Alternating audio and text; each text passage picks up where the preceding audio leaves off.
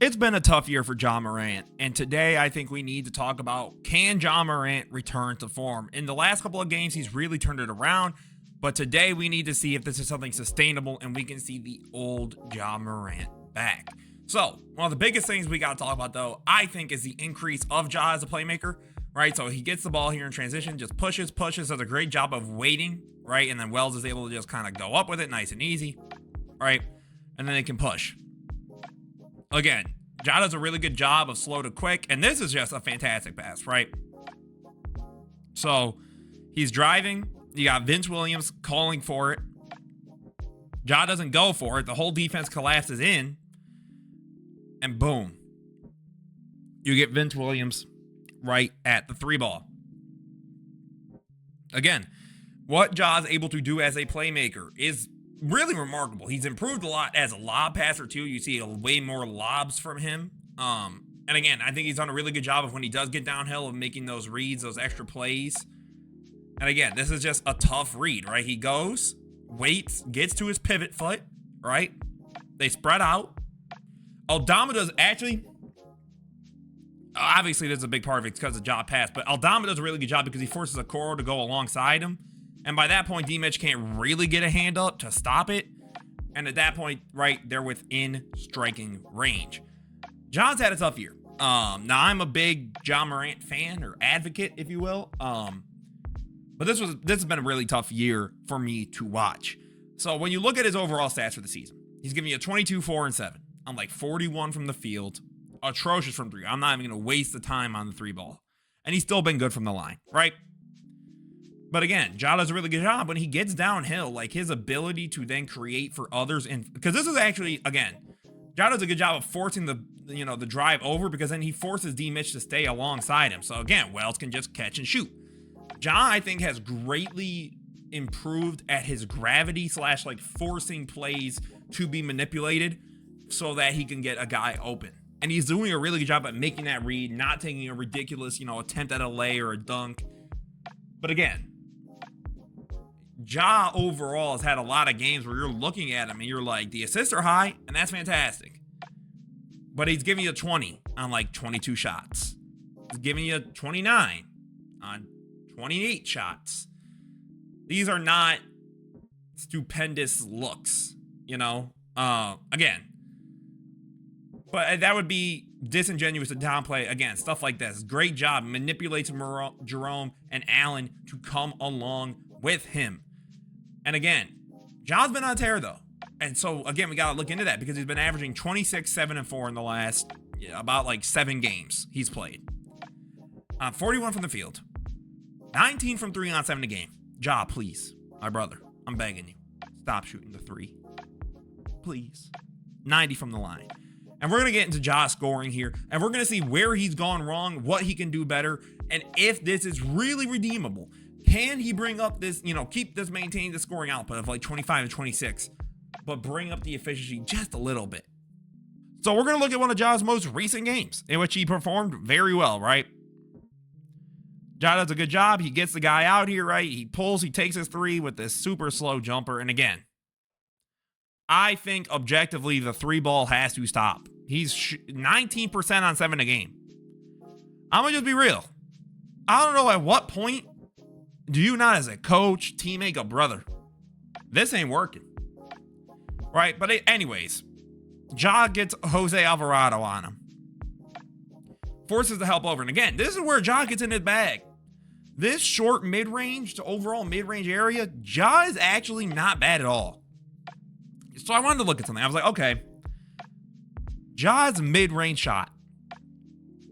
Nearly 50% of his shots in this 7-game stretch have been from the mid-range, like the overall mid-range, whether it be from an area like here to somewhere out here, right? And in this whole area, he's been 48%. Again, I want you to really think about that. 48% as a whole. Get into that post area. Force a better shot. I think, to be 100% honest, Ja's ineffectiveness in terms of efficiency is purely because of Ja. Like, I don't think the defense is forcing anything here. Like, this is just a bad shot. And the defense lives with that shot. They're like, oh, You bailed us out.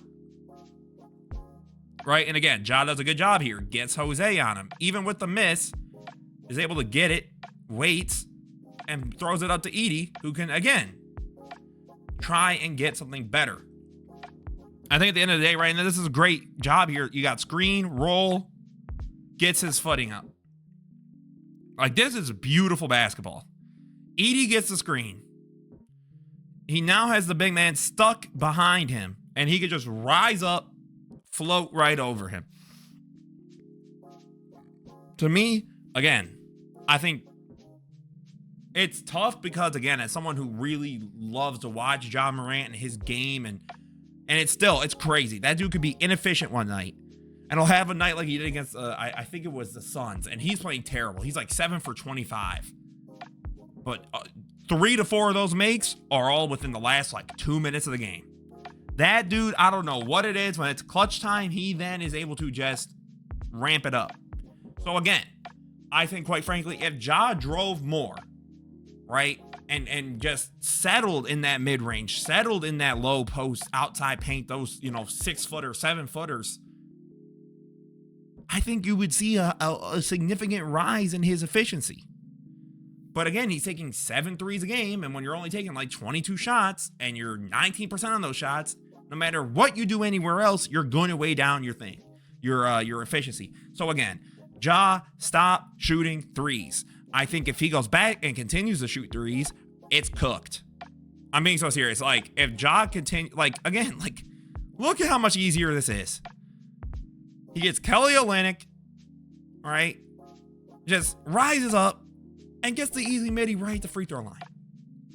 I mean, the dude can only show you so. I just think it's becoming stark. It's becoming so obvious. And I think it is to Ja too, because there's no way 50% of his shots all of a sudden are in the mid-range in any area. And it's not because he recognizes, hey, this is easier for me. And then finally, we could talk about Ja the defender. In my previous Grizzlies video earlier in the year, everyone and their mama decided to get in the comments and let me know that Ja's actually a good defender.